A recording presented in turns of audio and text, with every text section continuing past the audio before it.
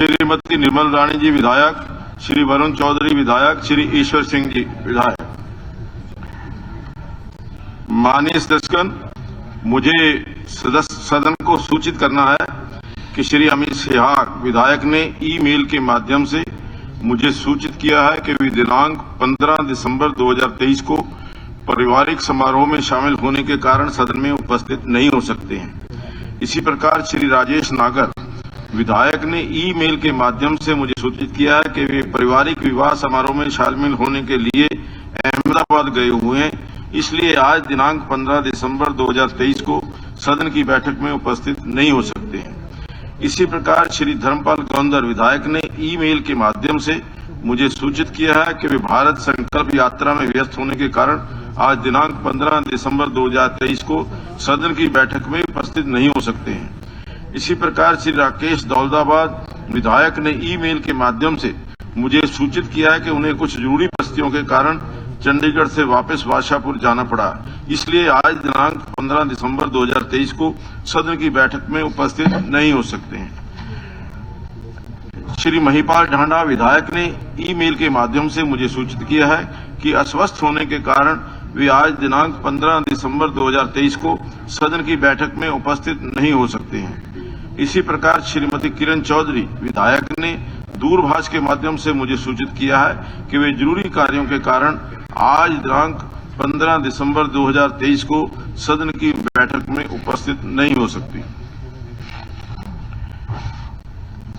माननीय सदस्यगण, 13 दिसंबर 2023 को लोकसभा में हुई घटना के उपरांत इस सदन की सुरक्षा और निर्विघ्न कार्यवाही को सुनिश्चित करने के लिए मैं माननीय सदस्यों को सूचित करना चाहता हूं। कोई भी माननीय सदस्य दर्शकों को सत्र दिखाने के लिए प्रवेश पत्र के आवेदन पर उसका पूरा विवरण भरे बिना अपने हस्ताक्षर न करें, अर्थात खाली फॉर्म पर हस्ताक्षर न करें। माननीय सदस्य केवल अपने जान पहचान वाले दर्शक दीर्घों को लिए ही सत्र दिखाने के लिए हस्ताक्षर करें तथा उस व्यक्ति द्वारा पहचान पत्र के रूप में अपने आधार कार्ड की प्रति संलग्न करें। दर्शकों को सत्र की कार्यवाही देखने के लिए पास बनवाने एवं सुरक्षा की जांच प्रक्रिया में माननीय सदस्य की भी किसी भी प्रकार का हस्तक्षेप न करें। सत्र के दौरान माननीय सदस्यों के निजी सहायकों को विधान भवन में आने की अनुमति नहीं होगी और माननीय सदस्य इस संबंध में किसी भी प्रकार का हस्तक्षेप न करें। माननीय सदस्यगण, मुझे सदन को सूचित करना है कि हरियाणा विधानसभा सचिवालय द्वारा पहली बार आर्ट ऑफ लिविंग के मार्गदर्शन में तनाव मुक्ति एवं प्रसन्नता के लिए दिनांक 19 दिसंबर 2023 को प्रातः 7 बजे से 9 बजे तक हरियाणा निवास सेक्टर 23 चंडीगढ़ में एक सत्र का आयोजन किया जा रहा है। सत्र के समापन उपरांत जलपान का प्रबंध रहेगा। मेरा आप सभी माननीय सदस्यों से अनुरोध है कि आप इस सत्र का लाभ उठाएं। माननीय सदस्यगण, अब सचिव घोषणा करेंगे। महोदय, मैं उन विधेयकों को दर्शाने वाला विवरण जो हरियाणा विधानसभा ने अपने अगस्त 2023 में सत्र में पारित किए थे तथा जिन पर राज्यपाल महोदय ने अनुमति दे दी को नेवा पोर्टल के माध्यम से सदन की मेज पर रखता हूँ। सोनीपत महानगर विकास प्राधिकरण विधेयक 2023, हरियाणा नगर पालिका संशोधन विधेयक 2023, हरियाणा नगर निगम संशोधन विधेयक 2023, हरियाणा नगरीय क्षेत्र विकास तथा विनियमन संशोधन विधेयक 2023, हरियाणा माल और सेवा कर संशोधन विधेयक 2023, हरियाणा वाद्य शोर नियंत्रण निरसन विधेयक 2023, हरियाणा किशोर धूम्रपान निरसन विधेयक 2023, हरियाणा विनियोग संख्या 3 विधेयक 2023 और हरियाणा विनियोग संख्या 4 विधेयक 2023। माननीय सदस्यगण, अब मैं कार्य सलाहकार समिति द्वारा तय किए गए विभिन्न कार्यों की समय सारणी प्रस्तुत करता हूं। समिति ने सिफारिश की कि जब तक अध्यक्ष महोदय अथवा निर्देश नहीं देते, सत्र के दौरान विधानसभा की बैठक शुक्रवार 15 दिसंबर 2023 को 11 बजे प्रातः आरंभ होगी तथा 6 बजे सायं बिना प्रश्न रखे स्थगित होगी। सोमवार 18 दिसंबर 2023 को विधानसभा की बैठक 11 बजे प्रातः आरंभ होगी तथा 6 बजे सायं बिना प्रश्न रखे स्थगित होगी। मंगलवार 19 दिसंबर को 2023 को विधानसभा की बैठक 11 बजे प्रातः आरंभ होगी तथा उस दिन की कार्यसूची में दिए गए कार्य की समाप्ति के पश्चात स्थगित होगी। कुछ चर्चा के पश्चात समिति ने आगे सिफारिश की कि 15, 18 तथा 19 दिसंबर 2023 को सभा द्वारा निम्नानुसार कार्य किया जाएगा। शुक्रवार 15 दिसंबर 2023 प्रातः 11 बजे शोक प्रस्ताव, प्रश्नकाल, शून्यकाल, कार्य सलाहकार समिति की रिपोर्ट प्रस्तुत करना तथा स्वीकार करना, सदन की मेज पर रखे जाने वाले पुनः रखे जाने वाले कागज पत्र, विशेषाधिकार समिति का प्रारंभिक प्रतिवेदन प्रस्तुत करना तथा उस पर अंतिम प्रतिवेदन प्रस्तुत करने के लिए समय बढ़ाना। विधायी कार्य शनिवार 16 दिसंबर 2023 को अवकाश रहेगा। रविवार 17 दिसंबर 2023 को भी अवकाश रहेगा। सोमवार 18 दिसंबर 2023 प्रश्नकाल होगा प्रातः 11 बजे। उसके पश्चात शून्यकाल। वर्ष 2019-20, 2020-21 तथा 2021-22 के लिए अनुदानों तथा विनियोजनों से अधिक मांगे प्रस्तुत करना, चर्चा तथा मतदान। वर्ष 2023-24 के लिए अनुपूरक अनुमान दूसरी किस्त प्रस्तुत करना तथा उस पर प्राक्कलन समिति की रिपोर्ट। वर्ष 2023-24 के लिए अनुपूरक अनुमान दूसरी किस्त पर चर्चा तथा मतदान। फिर उसके बाद विधायी कार्य। मंगलवार 19 दिसंबर 2023 11 बजे प्रातः प्रश्नकाल, शून्यकाल, निरंतर बैठक संबंधी नियम 15 के अधीन प्रस्ताव, अनिश्चित काल तक सभा के स्थगन संबंधी नियम 16 के अधीन प्रस्ताव, रखे जाने वाले कागज पत्र यदि कोई हो। वर्ष 2019-20, 20-21 तथा 21-22 के लिए अनुदानों तथा विनियोजनों से अधिक मांगों के संबंध में हरियाणा विनियोग विधेयक 2023। वर्ष 2023-24 के लिए अनुपूरक अनुमानों दूसरी किस्त के संबंध में हरियाणा विनियोग विधेयक। विधायी कार्य, कोई अन्य कार्य। अब संसदीय कार्य मंत्री यह प्रस्ताव प्रस्तुत करेंगे कि यह सदन कार्य सलाहकार समिति की पहली रिपोर्ट में दी गई सिफारिशें स्वीकार करता है। अध्यक्ष महोदय, मैं प्रस्ताव करता हूं कि यह सदन कार्य सलाहकार समिति की पहली रिपोर्ट में दी गई सिफारिशें स्वीकार करता है। बढ़ा दिया जाए। 30-35 मुद्दे हैं, 1-2 मुद्दा नहीं है। इसको बढ़ाने का काम करें। बहुत लोगों में समस्याएं हैं, बहुत मुद्दे हैं, बहुत इश्यूज हैं। नहीं, देखिए, बढ़ा दिया जाए। प्रस्ताव प्रस्तुत हुआ कि यह सदन कार्य सलाहकार समिति की पहली रिपोर्ट में दी गई सिफारिशें स्वीकार करता है। प्रश्न है कि यदि यह सदन कार्य सलाहकार समिति की पहली रिपोर्ट में दी गई सिफारिशें स्वीकार करता है। जो इस प्रस्ताव के पक्ष में है वे कृपया हाँ कहें। जो इस प्रस्ताव के विपक्ष में है वो कृपया ना कहें। हाँ पक्ष की जीत हुई, हाँ पक्ष की जीत हुई। प्रस्ताव नहीं, फिर भी प्रस्ताव पारित हुआ। हाँ नहीं, काउंट हाइड काउंट वो भी जाता है। अभी आप कर लीजिए, आप कर लीजिए। मैंने कर लिया है। माननीय सदस्यगण, अब शून्यकाल शुरू होता है। एक जो विषय उनका फिर भी बता दूं। हमारे एडजमेंट मोशन पड़े हैं आपके पास। मैं सभी सभी बताऊंगा अभी आपको, अभी क्योंकि शून्यकाल के पश्चात बता दूं। इसके नेक्स्ट से पहले बता दो, पहले बता दो। नहीं, आपके पास तैयार है ऑर्डर।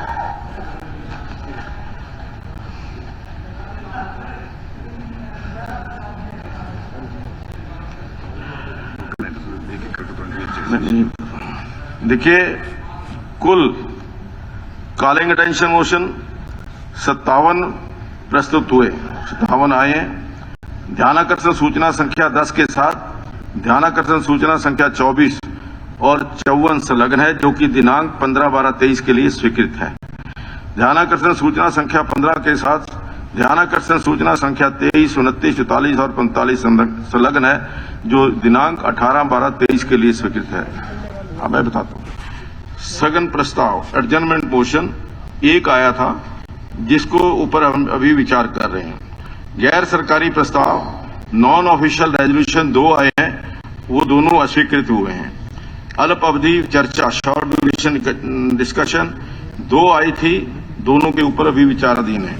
सरकारी ऑफिशियल रेजोल्यूशन हरियाणा राज्य गीत का चयन करने के लिए सरकार की तरफ से एक आया है, इसके पश्चात उसके ऊपर हम चर्चा भी करेंगे और उसको गीत को यहाँ प्ले भी करेंगे। जो अभी तक 1 मिनट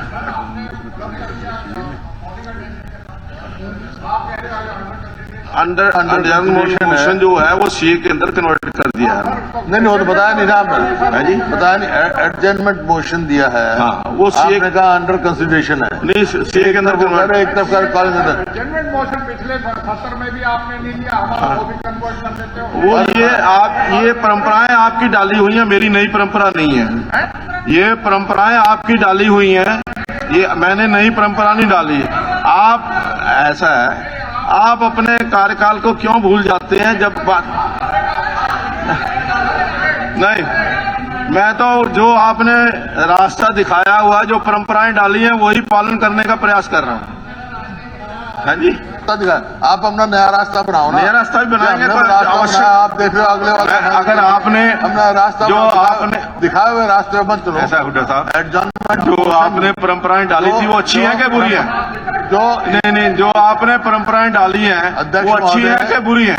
अध्यक्ष महोदय, नहीं, हम तो अच्छी परंपराओं का पालन कर रहे हैं। आपसे इतने आदमी भर गए, हाँ जी, हम एडजमेंट मोशन दिया, आप उसको क्वालिटेशन बदल रहे हो। हाँ, तो उसमें क्या डिस्कशन होनी चाहिए? विषय है। हाँ जी, नहीं, मेरी आपसे रिक्वेस्ट है, इसको ये एडजमेंट मोशन देखिए, एडजमेंट मोशन एक्सेप्ट करो।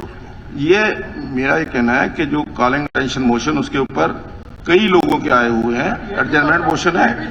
नहीं, तो उसको कॉलिंग अटेंशन मोशन के अंदर हमने उसको कन्वर्ट कर दिया। नहीं, अध्यक्ष महोदय, इसके अंदर एक मिनट सुन लीजिए। इतना गंभीर विषय है।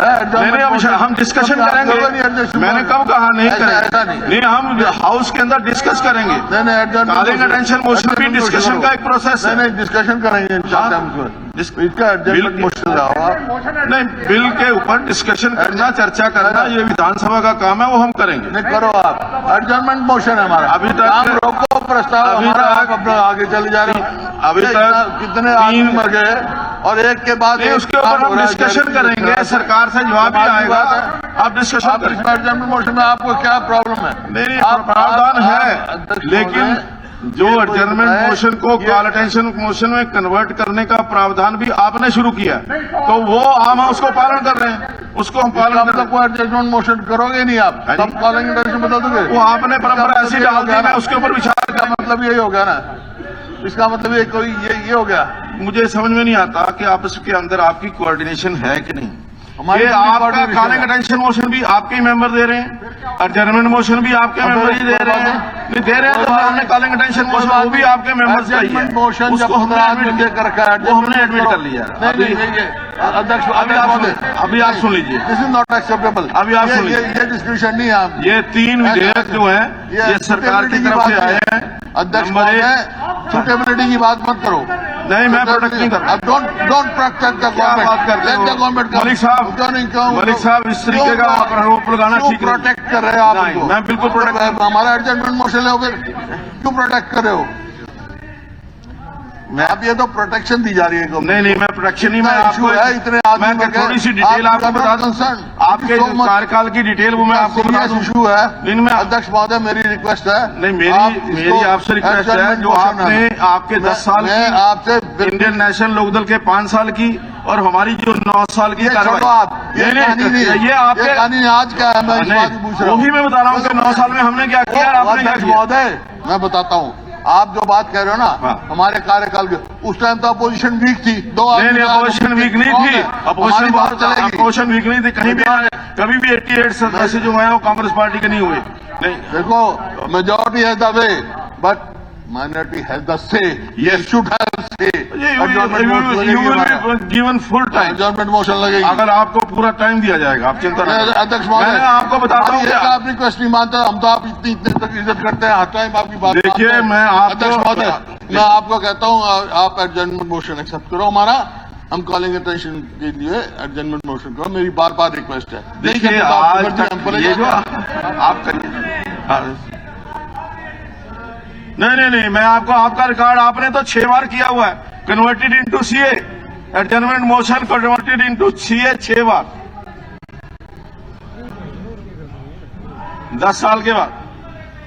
चलिए जो बिल, एक मिनट, जो बिल सरकार की तरफ से आए हैं, हरियाणा बकाया देय व्यवस्थान संशोधन विधेयक 2023, हरियाणा निजी विश्वविद्यालय संशोधन विधेयक 2023, हरियाणा पिछड़े वर्ग सेवाओं तथा शैक्षणिक संस्थाओं में दाखिले में आरक्षण संशोधन विधेयक 2023। माननीय सदस्यगण, मैं सदन की जानकारी के लिए बताना चाहता हूं कि हिंदू कॉलेज सोनीपत के विद्यार्थीगण तथा अध्यापकगण आज सदन की कार्यवाही देखने के लिए दर्शक दीर्घा में उपस्थित हैं। मैं अपनी तथा सारे सदन की तरफ से इनका स्वागत करता हूं। अब शून्यकाल शुरू होता है। श्रीमती गीता भुक्कल।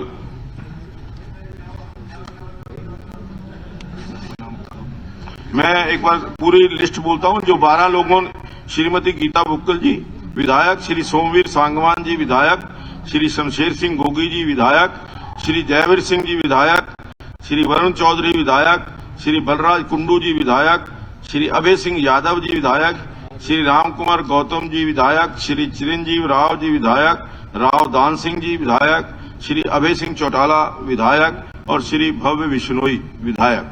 ये 12 लोगों के जो शून्यकाल के प्रश्न आए हैं, क्योंकि 1 घंटा है तो नहीं तो आज तो 5 मिनट कर देंगे। उसके लिए सदन ने तय किया 3 मिनट का समय। नहीं, माननीय, देखिए ऐसा है कि होगा तो वही जो है जी। आज तो क्योंकि 12 केवल सदस्य हैं तो हम 5 मिनट दे सकते हैं। नहीं, पर्ची अब है नहीं इसमें तो मैं कहां दिलाऊंगा। कब दिया था? आप टाइम के बाद दिया होगा, टाइम के बाद दिया होगा। टाइम नहीं, टाइम जो है आपका पीए सुबह देके गया है। आपका पीए जो है वो सुबह देके गया है, मैं आपकी जानकारी के लिए। चलिए अब अगर देखिए शून्यकाल का समय 3 मिनट पहले सदन की सहमति से हमने तय किया था। कल leader of the opposition Chaudhary Bhupendra Singh Hooda ji ने एक प्रस्ताव किया था बीएससी के अंदर कि इसका समय बढ़ाकर के 4 मिनट कर दिया जाए। अगर आप लोगों को अपने माननीय जो लीडर ऑफ द अपोजिशन है, मैं समझता हूं कि उनको हमें और हमारे जो सभी सदस्य बैठे हैं, नहीं राजी तो आप हैं, उतना समय सभी सदस्यों की राय क्या है? आपकी क्या राय है? सभी सदस्य देखिए, मुझे 5 मिनट भी करने में आपत्ति कोई नहीं है, लेकिन जो सदस्यों की संख्या है वो पहले 20 थी। अगर 4 मिनट करते हैं तो 15 होगी, अगर 5 मिनट करते हैं तो 12 होगी। जो आपको ठीक लगा 4 मिनट कर दो। कल बात होगी कि 4 मिनट कर दें। ये 4 मिनट ठीक है। जो कल से समय 4 मिनट प्रश्न, आज तो क्योंकि 12 ही है, आज तो सबको 5-5 मिनट 5 मिनट देंगे। और बाकी जब हो तो 4 मिनट का आप कर दो। हाँ ठीक है।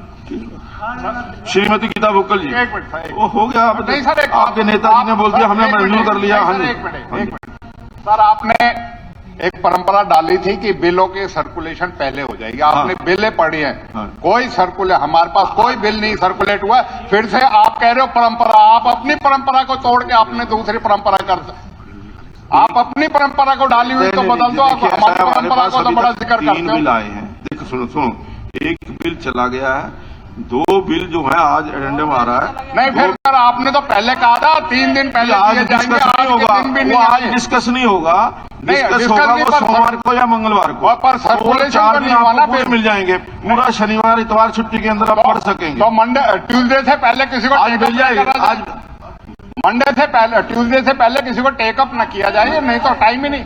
आज सर्कुलेट कर देंगे हम, ट्यूसडे को डिस्कस करें। हाँ, तो जिससे कि मतलब आपकी डाली हुई परंपरा है सर, उसका तो ख्याल रखो। हमारी डाली हुई का तो बड़ा ख्याल रखो। श्रीमती गीता भुक्कल जी। धन्यवाद अध्यक्ष महोदय। सबसे पहले तो अध्यक्ष महोदय, आप इस सम्मानित चेयर पर बैठे हैं, आपसे हमें एक गारंटी चाहिए और एक आपसे हमारी मांग भी है। हमें विश्वास नहीं है सरकार पर इस चीज को लेकर कि बार बार ये सरकार, केंद्र की सरकार हो, राज्य की सरकार हो, बेटी बचाओ बेटी पढ़ाओ का नारा देती है। हमें कोई जुमला नहीं चाहिए, हमें गारंटी चाहिए इस बात की लेकर कि आज हमारी बहन बेटियां शिक्षा के मंदिर में सुरक्षित नहीं है। हमने कॉल अटेंशन अध्यक्ष महोदय लगाया है और हम ये चाहते हैं कि वो हमारा एक्सेप्ट हो, उस पर इस बात को लेकर चर्चा हो। अध्यक्ष जी चेयर ना छोड़ें, आप इस चीज की गारंटी देकर जाएं। प्रदेश की बहन और बेटियां आपसे सुरक्षा की गारंटी चाहती हैं, वर्किंग स्टेशंस पर गारंटी चाहती हैं, शिक्षण संस्थान में मुख्यमंत्री जी आपसे गारंटी चाहते हैं। ये हंसी का विषय नहीं है कि शिक्षा के मंदिरों में, जींद में, उच्चाणा में क्या हुआ, बहन बेटियों के साथ यौन शोषण हुआ, वर्किंग प्लेस पर बहन बेटियों के साथ अच्छे ढंग से जो है वहां पर क्या हालत हो गई है। सारे देश में हमारी बदनामी हो रही है। एनसीआरबी के आंकड़े बताते हैं कि एक साल में हमारे 16,773 अपराध जो है महिलाओं के प्रति बढ़े हैं। हमारे यहाँ पर बच्चे जो हैं एक साल में 2,640 बच्चे लापता हुए हैं, जिसमें 1124 लड़के, 1516 हमारी लड़कियां हैं। असुरक्षित राज्य की श्रेणी में हम ये चाहते हैं बहन बेटियों को पूरी तरह से जो है सुरक्षा देने का काम सरकार करे। आज के समय में जो स्कूलों की दुर्दशा हो चुकी है, स्कूल बंद कर दिए जा रहे हैं, इन स्कूलों में गरीबों की, दलितों की बच्चियां पढ़ती हैं, इसलिए सरकार इस पर ध्यान नहीं दे रही है। आज हाईकोर्ट ने भी इस पर संज्ञान लेते हुए यहां पर जो है आपको जुर्माना डालने का काम किया है। एक हरियाणा कौशल विकास निगम, एक ऐसा भद्दा मजाक हरियाणा के युवाओं के साथ जो सरकार कर रही है। आज भी हजारों युवा जो हैं विधानसभा के घेराव के लिए यहां पर आ रहे हैं। मैं मुख्यमंत्री जी आपसे पूछना चाहती हूं, क्या कारण है कि आप युवाओं को बेरोजगारी में नंबर 1 हमारा हरियाणा, क्यों हम उनको रेगुलर नौकरी नहीं दे पा रहे? क्यों हम, जैसे हमने सेना की भर्ती अग्निवीर को ठेके पर देने का काम किया, क्यों हम लोग जो हैं यहां पर ठेके पर दे रहे हैं? 1 साल की भी उनको गारंटी नहीं है। अगर आपको लगता है आप इन बेरोजगार युवाओं को मेरिट के आधार पर भर्ती कर रहे हैं, तो इनको आप इनका भविष्य सुरक्षित क्यों नहीं करते हैं? क्यों ये? क्योंकि भ्रष्टाचार का अड्डा पूरी तरह से बन गया है। कितने अफसर इसमें जेल में गए हैं। मैं ये चाहती हूं, आज हमारे जो है पेपर लीक हो रहे हैं, युवाओं का भविष्य खतरे में है, असुरक्षित महसूस कर रहे हैं। यही कारण है कि हमारे यहाँ पर पूरी तरह से क्राइम बढ़ रहा है। आज के समय में 4.66 लाख हमारी सैंक्शन पोस्ट हैं, खाली पड़ी हैं। इसमें से 2.57 लाख भरी है, 45% से ज्यादा वैकेंसीज हैं। एचपीएससी है, एसएससी है। आपको जो लगता है हमारे बच्चे आईएएस टॉप करते हैं, नेशनल लेवल पर टॉप करते हैं, आपको वो ये क्यों नहीं लगता कि ये जो हमारे युवा हैं वो हरियाणा में पक्की नौकरी करने के लायक हैं? आज हमारे जो असिस्टेंट प्रोफेसर हैं, उन्होंने हमें ज्ञापन दिया है। मैं अध्यक्ष महोदय, आपके उपाध्यक्ष महोदय आपको टेबल करूंगी।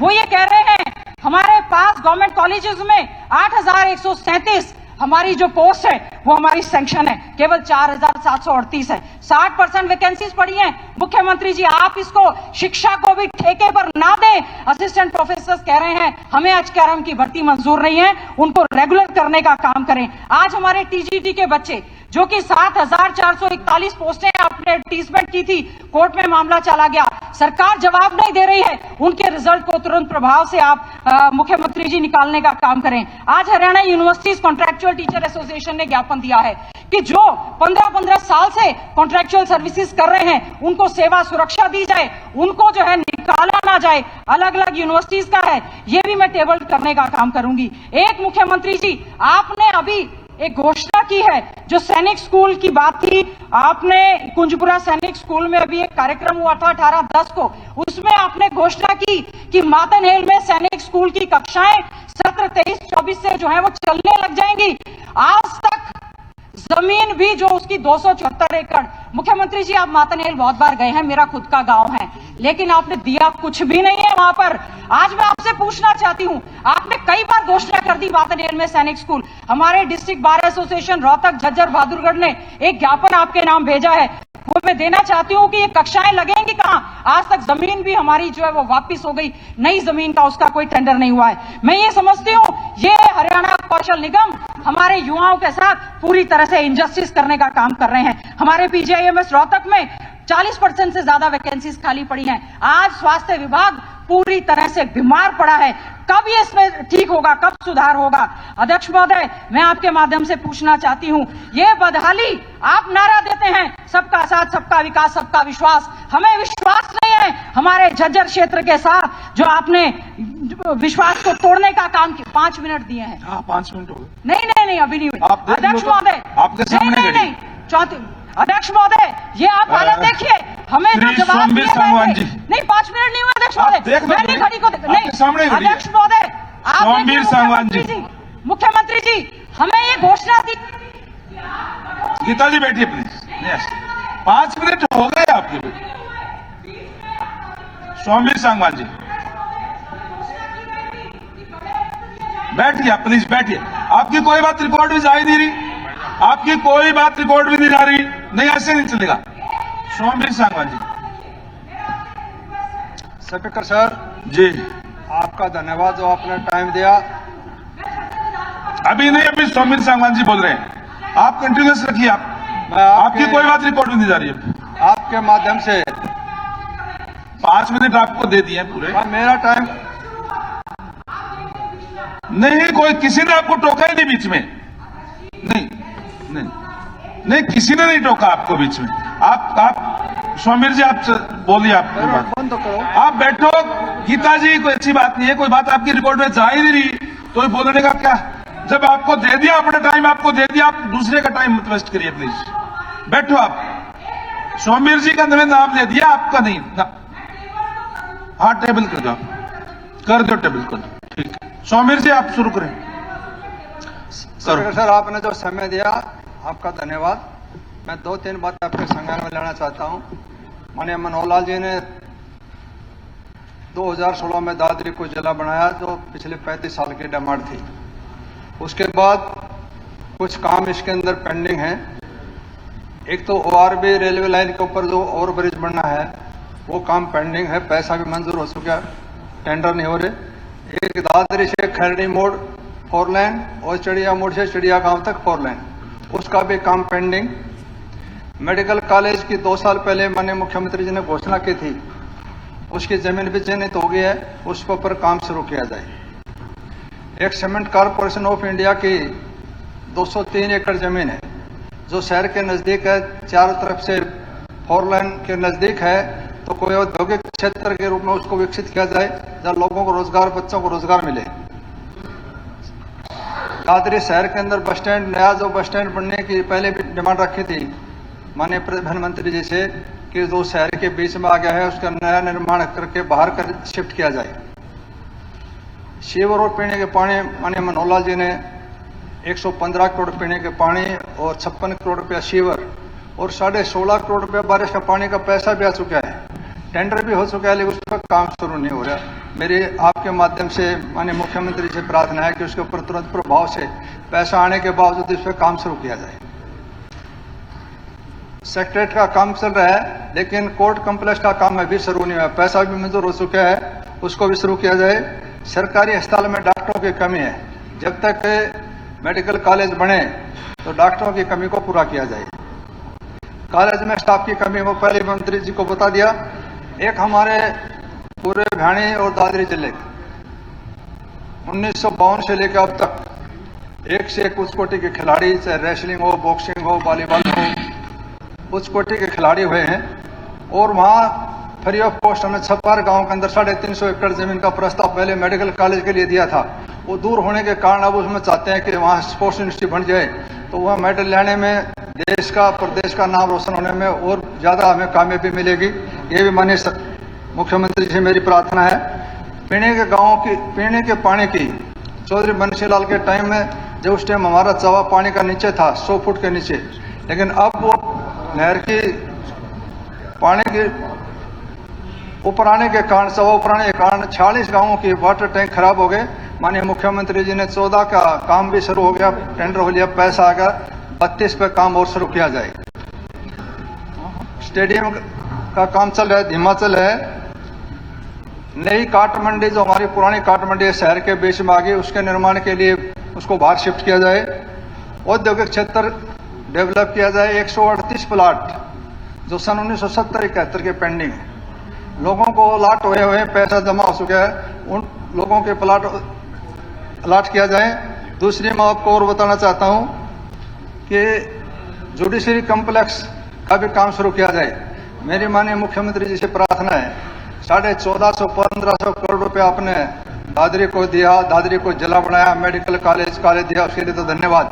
लेकिन मैं जरूर बताना चाहता हूं कि जितना काम लेट लपेटी हो रहा है, जो अधिकारी जिस प्रकार से काम कर रहे हैं बहुत धीमा चल रहा है। आपसे प्रार्थना है थोड़ा सा सख्ताई करके उस काम का सदुपयोग समय पर हो जाए तो आने वाले टाइम के अंदर जितनी जल्दी भी हो सके उसका समाधान हो जाए। और हमारे यहाँ किसी प्रकार की कोई कमी नहीं। माने मनोला जी आपने काफी कुछ दे दिया, उसके लिए आसानबंद में है, लेकिन जो छोटी मोटी और समस्याएं रह रही हैं जिनके निर्माण के लिए आपके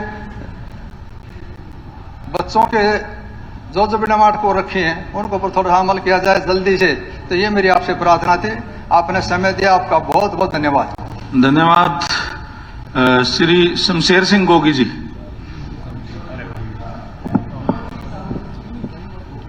स्पीकर साहब, मैं पहले आपको एक बात से अवगत करा दूं। मुख्यमंत्री जी बैठे हैं, कभी चले ना जाएं। भाई हरियाणा के अंदर एक बीजेपी विकसित करो यात्रा चल रही है सरकारी माध्यम से। क्या चल रही है? और सारी जगह भारत संकल्प यात्रा है, वो बीजेपी ने सरकार के खर्चे से, सरकारी सिस्टम से उसका तामझाम होता है और बीजेपी के वर्कर जाके वो दिलाते। क्या इनका सिस्टम इतना नीचे गिर गया? सरकार हरियाणा की है, बीजेपी की नहीं है। बीजेपी को सिर्फ कुछ दिनों के लिए ठेका दिया चलाने का। अगर ये इस तरीके से काम करेंगे तो लोकतंत्र की क्या हालत होगी? आप शामिल तो नहीं है इसमें?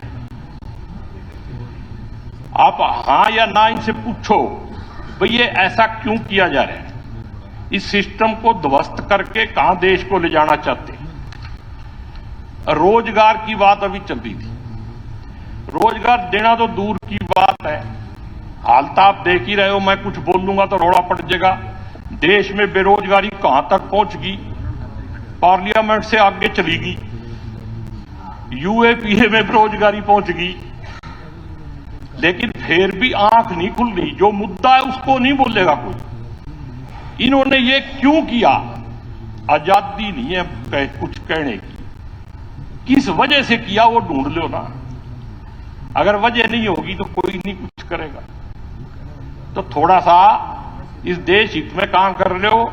आजादी से पहले तो जहां थे सारे देश को पता है, लेकिन गलती से अगर डिफॉल्ट से आ ही गए तो थोड़ा सुधर जो। करनाल में एक बीजेपी का दफ्तर बनाया है, उसको ग्रीन बेल्ट से रास्ता दे दिया। अगर मुख्यमंत्री जी करनाल के नहीं होते तो रास्ता नहीं मिलता। सारे के सारे कानून, मैं तो मरने के बाद भी ना जाऊंगा, चिंता ना करें तो बैठे रहो। लेकिन वहां मेरा कहीं सूत ना बैठे तो घर बैठ जाऊंगा, बाबा के डेरे पे सेवा कर लूंगा। बीजेपी में सुसाइड करने के लिए मैं नहीं जाऊं। आप लीलाराम को भी आ जाएगा 2-4 दिन रहे, उसके कोई कानून नहीं है। मैंने डीसी को चिट्ठी लिखी, आज तक कोई जवाब देने का सिस्टम ही नहीं है। उल्टा सरकार वाले हमारे से पूछते हैं भी तुम क्या कर रहे हो? अरे सरकार तुम चला रहे हो, पूछ हमारे से रहे हो, गलतियां तुम कर रहे हो, भुगत हम रहे हैं। तो इनको थोड़ा समझा दो। हमारे यहां मैं हल्के की 2-4 बातें बता दूं। एक बिजली बोर्ड का सेक्रेटेरिएट बनना है और उसके अंदर स्टोर बनाया जाए, ये मेरी रिक्वेस्ट है। क्योंकि जिला बनने वाला है, फिर भी तो बनाना ही है, मुख्यमंत्री जी ने वादा कर रखे है। और साथ में मिनी सेक्रेटेरिएट भी बनाया जाए। असंध एरिया में हेपेटाइटिस बी और सी का बहुत प्रकोप है और मैंने पीछे कमेटी के माध्यम से भी ये मुद्दा उठाया था, पिछली बार सेशन में भी उठाया था। उसके लिए सरकार ने क्या प्रबंध किए, क्या करने जा रही है, वो भी बताया जाए। हॉस्पिटल की बिल्डिंग मंजूर होगी, सब कुछ मंजूर हो गया, लेकिन उसका टेंडर नहीं हो पा रहा। तो थोड़ी सी कृपा करी जाए, वो भी बनवा दिया जाए। सब डिपो बने हुए 3 साल हो गए रोडवेज का, वो चालू नहीं किया जा रहा। और सुबह रौला पड़ रहा था कॉलोनियों का। 10 कॉलोनियां जो हैं अनऑथराइज हैं और 11, 12, 13 आगे बढ़ रही हैं। वो काट कौन रहा है उसका भी पता करना चाहिए। और जो बनी हुई है उनको ऑथराइज कब करोगे? पिछली बार भी कह दिया कर देंगे, फिर 17 में से 6 कर दी, 1 पे ऑब्जेक्शन लगा दिया और 10 पेंडिंग कर दी। अरे जिनके कागज पूरे हो रहे हैं वो तो कर दो। तो ये सारे काम कब तक होंगे? और एक दुर्भाग्यपूर्ण बात और बताता हूं, एक पेंशन कर दी पत्रकारों की और अब उसमें लिख दिया कि एफआईआर दर्ज होगी। एफआईआर तो सरकार किसी के खिलाफ दर्ज कर लो, हम लिख देंगे बाहर हमारे खिलाफ कर दो। एफआईआर भी कोई जुर्म होता है? अगर सजा हो जाए तो आप उसको सजा याफ्ता मान सकते हो, एफआईआर वाले को नहीं मिलेगी। ये तो बहुत ही गलत बात है, कंडीशन ही गलत लगा दी। तो ये कंडीशन हटाई जाए। और संत का सबसे मौजूदा मुद्दा है कि मिनी सेक्रेटेरिएट और जिला बनाया जाए। धन्यवाद। मुख्यमंत्री जी नहीं तो सारे कहेंगे जयवीर सिंह जी विधायक कि मुख्यमंत्री ने वादा निभाया नहीं। होगा।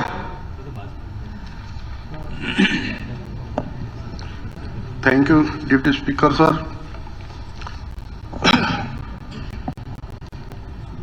सर, मैं सदन का ध्यान दिलाना चाहता हूं कि हमारे ग्रामीण एरिया की जो पंचायती जमीन है और पूरे प्रदेश का सवाल है ये, तो इसमें ग्रामीण एरिया में जो पंचायती जमीन है, सरकार की नीयत पता नहीं उसमें क्या है। और प्रशासन द्वारा जबरदस्ती 33 साल के पट्टे पर ली जा रही है। मेरे पास कई गांव की शिकायत आई है और ये अकेले खरखोदा में नहीं, पूरे प्रदेश में चल रही है ऐसी बातें। कोई प्राइवेट संस्था है, ये है गोवंश संरक्षण समिति, बल्कि मेरे खरखोदा में गांव की जो पंचायती जमीन थी फतेहपुर, वहां 40 एकड़ जमीन जिला प्रशासन ने अभी पट्टे पे ली है, 33 साल के पट्टे पे। लेकिन ये चिंता का विषय आगामी उसमें, जैसे हमारे गरीब समाज के लिए कई बार प्लाटों की जरूरत पड़ती है, कहीं चौपालों की जरूरत पड़ जाती है गांव में। जब पंचायती जमीन ही नहीं रहेगी तो ग्रामीण विकास कार्य कैसे होंगे? तो ये बात पूरे सदन में कहना चाहता हूं कि सरकार इसमें संज्ञान ले और तुरंत ऐसी चीजों को रोके कि जो प्राइवेट संस्था है वो जमीन हड़पने का काम तो नहीं कर रही, क्योंकि प्रशासन अब भी कई गांवों में, झिंझोली में है, छोटी में, मेरे हल्के में, तो ऐसे और भी गांव होंगे बहुत सारे, तो इनमें इस तरह की कार्रवाई हो रही है।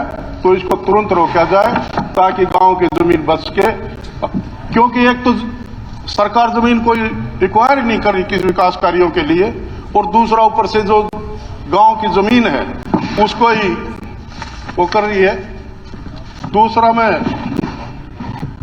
पंचायती राज के बारे में कहना चाहूंगा। राजीव गांधी जी ने ये योजना बनाई थी कि भाई गांव का विकास हो ताकि केंद्र का पैसा भी डायरेक्ट गांव में जाए, लेकिन सरकार ने ऐसे हालात पैदा कर दिए, कहीं ईट रेंडरी का मामला, कहीं पंचायतों पे एक लिमिट लगा दी, तो ये कोई समाधान नहीं।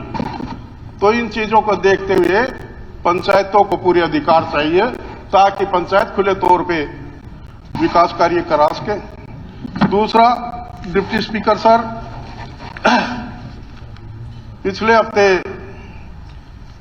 एक बयान आया था सरकार का डिप्टी सीएम के द्वारा कि सड़कों की जो मुरम्मत का काम था वो पूरा कर लिया गया और इसमें 2,500 करोड़ खर्च हुए।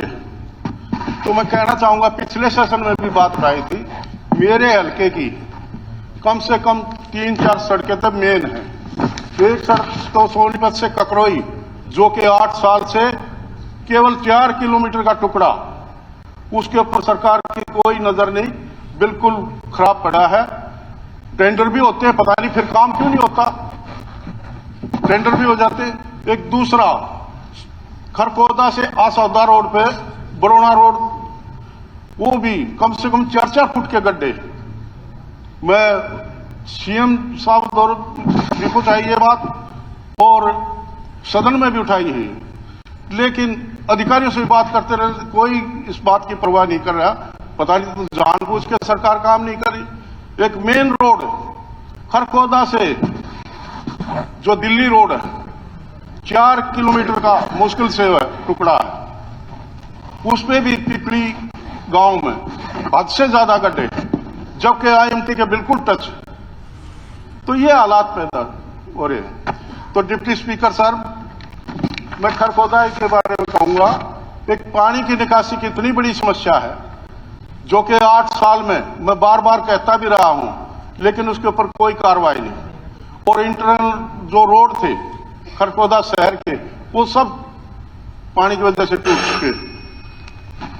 स्ट्रीट लाइट की प्रॉब्लम है, वो नहीं दूर हो पा रही। जो 17 कॉलोनियां थी, श्री वरुण चौधरी जी। Thank you. धन्यवाद उपाध्यक्ष महोदय। सरकार की सबसे पहली जिम्मेदारी जो होती है वो कानून व्यवस्था को बनाए रखने की होती है, परंतु ये जो चित्र सामने आया है, नेशनल क्राइम रिकॉर्ड्स ब्यूरो की जो अभी इसी महीने दिसंबर की जो रिपोर्ट उपाध्यक्ष महोदय जो आई, उससे जो चित्र सामने आया है वो प्रदेश की स्थिति को ठीक नहीं बता रहा। 17.6% वृद्धि उपाध्यक्ष महोदय पिछले वर्ष से इस वर्ष की हुई, जो पिछली रिपोर्ट से इस वर्ष की रिपोर्ट जो आई 17.6%।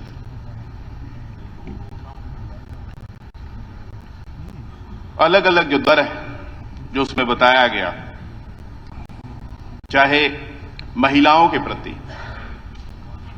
प्रदेश तो अध्यक्ष महोदय 28 हैं, 28 के अंदर भी हम महिलाओं के प्रति अपराध दर में पहले स्थान पर हैं।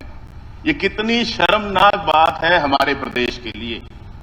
पहले स्थान पे सभी प्रदेशों के अंदर, आज हरियाणा प्रथम स्थान पर है।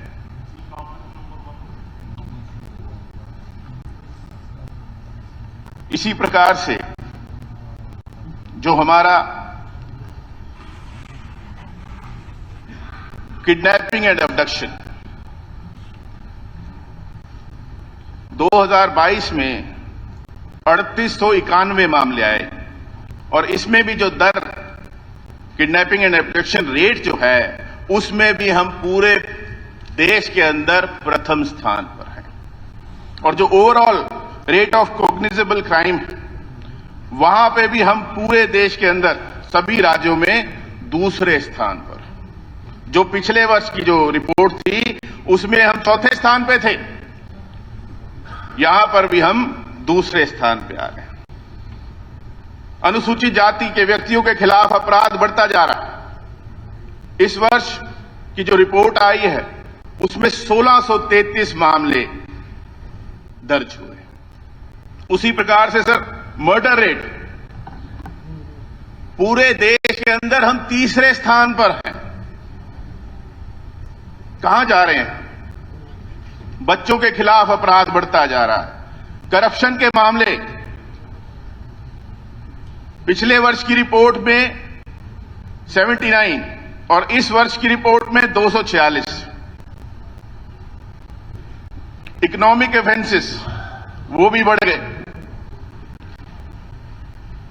उपाध्यक्ष महोदय, ये चिंताजनक स्थिति है, इस पर सरकार को ध्यान देना चाहिए। इसी प्रकार से मातृ मृत्यु दर, अगर हम स्वास्थ्य की तरफ चले जाएं,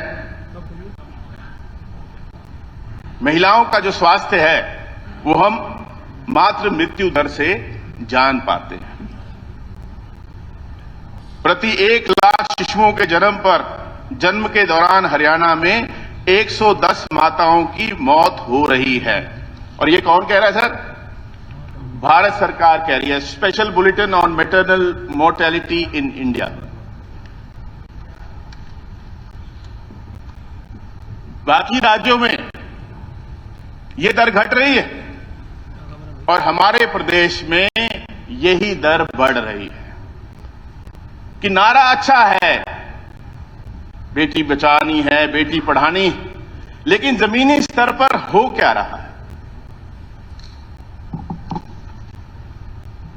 बताया गया कि माननीय गृह मंत्री जी स्वास्थ्य विभाग की फाइलें नहीं देख रहे, लेकिन यहां तो ऐसे दिख रहा है कि ना स्वास्थ्य की देख रेख हो रही है, ना गृह मंत्रालय की देख रेख हो रही है। ध्यान देना चाहिए सरकार, अगर किसी मंत्री जी ने जो जिम्मेदारी ली है किसी स्वास्थ्य विभाग को देखने की, उनकी जिम्मेदारी है उसको ठीक से निभाने की। इसी प्रकार से सर, माननीय मुख्यमंत्री जी द्वारा जो माननीय उच्चतम न्यायालय का जो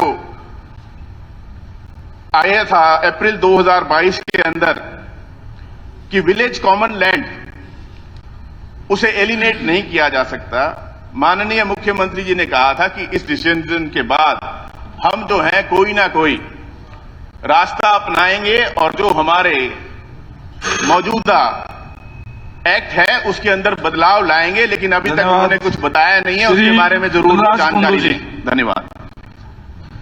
धन्यवाद उपाध्यक्ष महोदय। मैं सदन का ध्यान दिलाना चाहता हूं कि सरकार बड़े बड़े दावे करती है, सबका साथ सबका विकास। मैं पिछले 4 साल से अपने महम के लिए गर्ल्स कॉलेज की डिमांड कर रहा हूं, हॉस्पिटल की डिमांड कर रहा हूं। मेरे महम शहर की जर्जर हालत, सीवरेज की, पानी सिस्टम की, एक एक हफ्ते में पानी आता है मेरे महम शहर के अंदर। ये सबका साथ सबका विकास का वो है।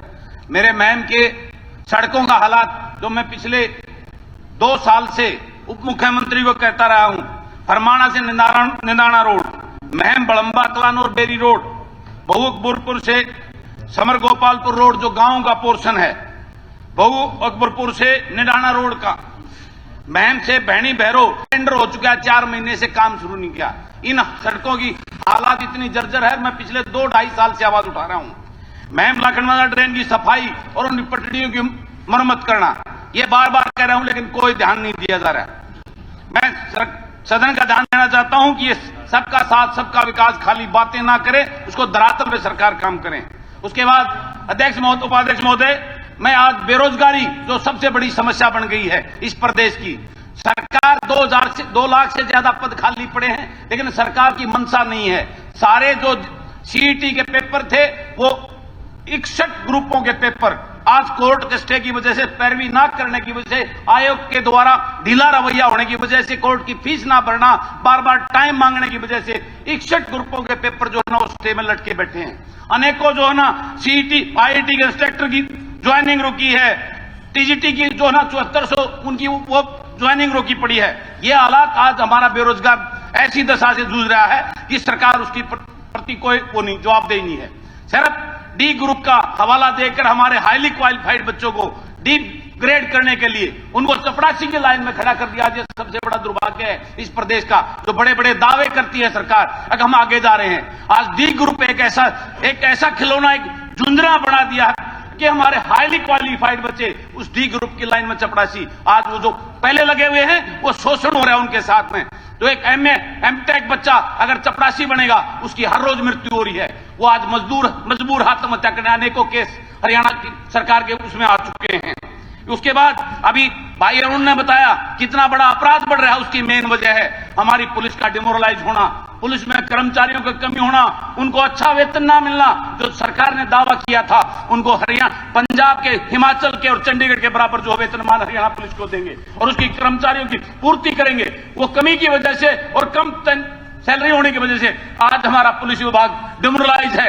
सरकार अनेकों दबाव से उनसे गलत काम ठीक काम सब करवाती है, लेकिन उनका ध्यान देने की तरफ सरकार का वो नहीं है, जिसकी वजह से अपराध बढ़ता जा रहा है। वो अपनी पूरी ईमानदारी निष्ठा से अपनी ड्यूटी नहीं कर पा रहे, जिसकी वजह से ये सारी चीजें सामने आ रही हैं।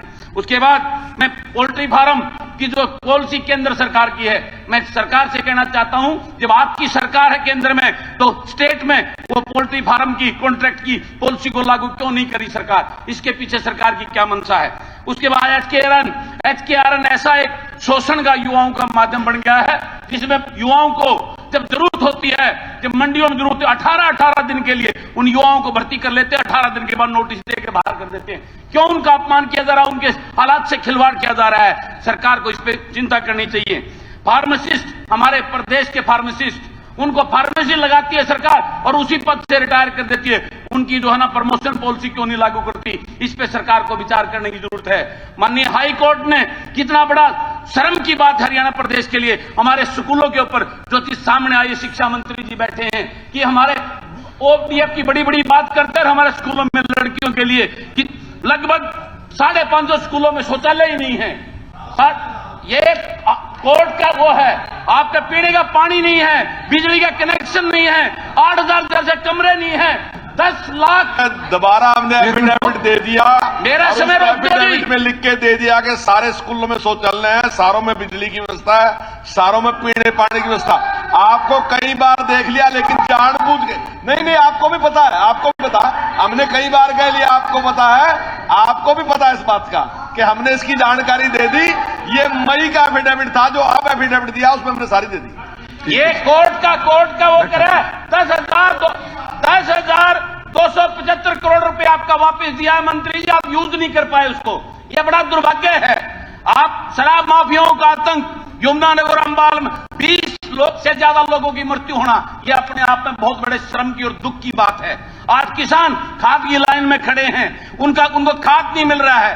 खाद मिलता है तो धक्के से दूसरी चीजें उनको तोपी जा रही हैं। इस बात के लिए सरकार क्या कर रही है? बड़ी दावे करती है, धरातल में कुछ नहीं। मनरेगा मजदूर जो एक रीढ़ की हड्डी है, उनको क्यों काम प्रॉपर नहीं दिया जा रहा? क्यों उनको मान दो 600 रुपए नहीं दिया रहा? ये सरकार गरीब का सिर्फ शोषण करके 5 किलो अनाज पे उनकी वोट लेने में तुली है। उनको उस दलदल से बाहर निकालने की चर्चा क्यों नहीं कर रही? ये बड़ा चिंता का विषय है। माननीय उपाध्यक्ष महोदय, सरकार से मेरी विनती है, इनके ऊपर फरमाए, इसके ऊपर काम करे।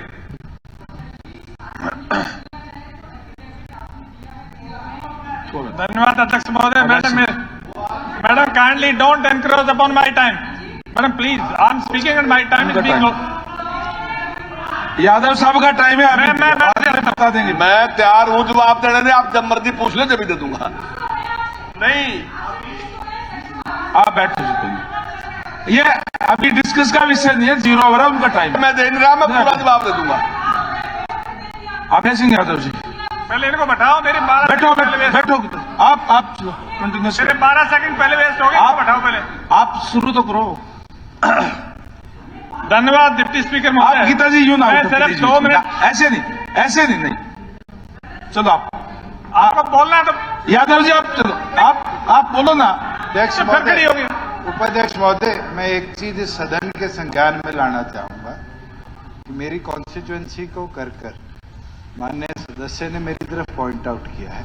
मैं चाहता हूं कि पुलिस विभाग उस प्रिंसिपल के खिलाफ आज तो सख्त कार्रवाई कर रहा है, मगर आज से उस प्रिंसिपल का पुराना इतिहास भी उठाया जाए। 2005 में भी ऐसा केस उसी प्रिंसिपल का था, उसके अंदर किसने समझौते करवाए, कौन उसका सिफारशी था, इसको भी इन्वेस्टिगेट किया जाए। 2011 में किसने उसका ट्रांसफर फिर उचाना किया, कौन उस समय एजुकेशन, एक माननीय सदस्य, मैं आपको बताना चाह रहा हूं, बहुत बड़ी बात है। आप अपना गिरबान खुद देखिए। 2011 के नहीं कर रहे।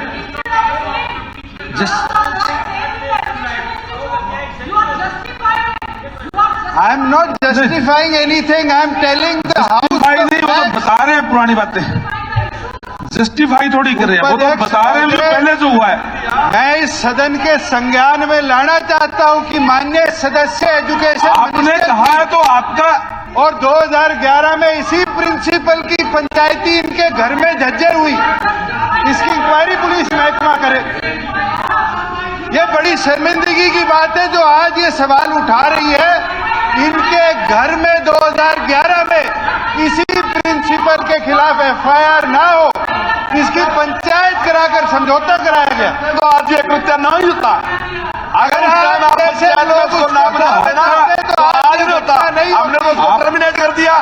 अध्यक्ष महोदय, मैं चाहूंगा पुलिस इन पहलुओं को देखती भी इन्वेस्टिगेशन करे और जिनने समझौते कराए उन सारे लोगों के खिलाफ सख्त से सख्त कार्रवाई। जी ठीक है, आप बैठिए। आप हो सके पर आगे जब उप मुख्यमंत्री ने बात कही, आप बैठिए गीता जी। आप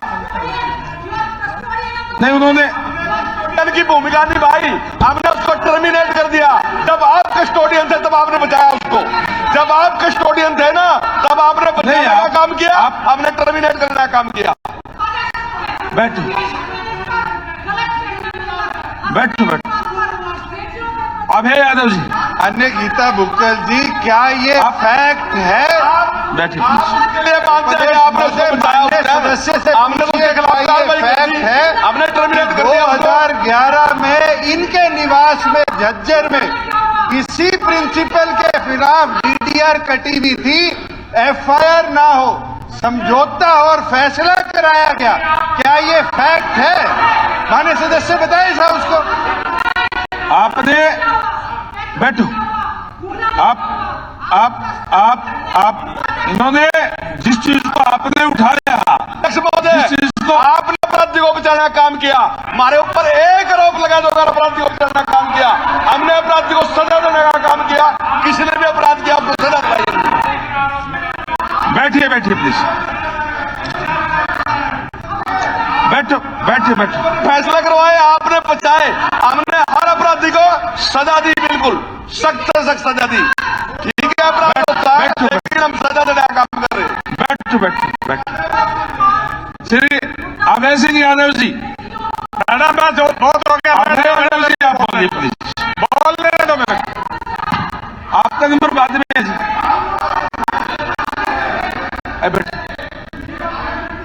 अध्यक्ष धन्यवाद। और अब मैं ये नेगेटिव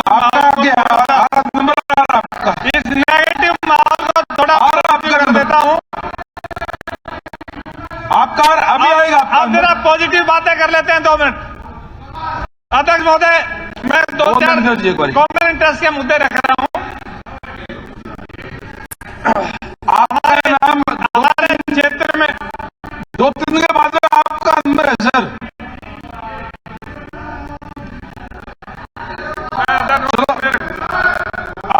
अभी नंबर आपका उनको बोल रहे हैं वो अभी पहले उसी।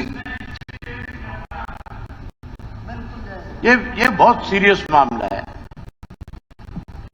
ये बच्चियों से जुड़ा हुआ मामला है, महिलाओं से जुड़ा हुआ मामला है, हमारे सम्मान से जुड़ा हुआ मामला है। बड़ी हैरानी की बात है जब इस इश्यू को आपका 5 मिनट अभी देते हैं। आप बोल लो, अभी बोल। मेरे 5 मिनट आपका दे देता हूं अभी आपको। मैं इसमें एक ही बात कहना चाहता हूं कि सरकार की तरफ से 2 लोग खड़े हुए और दोनों लोगों ने ये कहा कि ये 2005 में भी 2011 में भी ये इश्यू इसी हेडमास्टर से जुड़ा हुआ था। ये सरकार जो है ये कहती है इसकी जांच हो, तो फिर तुम सरकार में किसकी हो? जांच तुम करोगे, कोई और करेगा? हमने उसको टर्मिनेट कर दिया जेल में। क्या किसी सरकार जो सरकार ने कर दिया, क्या कोई किसी लड़की से छेड़खानी करे? क्या कोई किसी की बहन बेटी? हमने इससे ज्यादा आप बताओ आप क्या कर सका? कोई हमने टर्मिनेट कर दिया, उसको जेल में डाल दिया।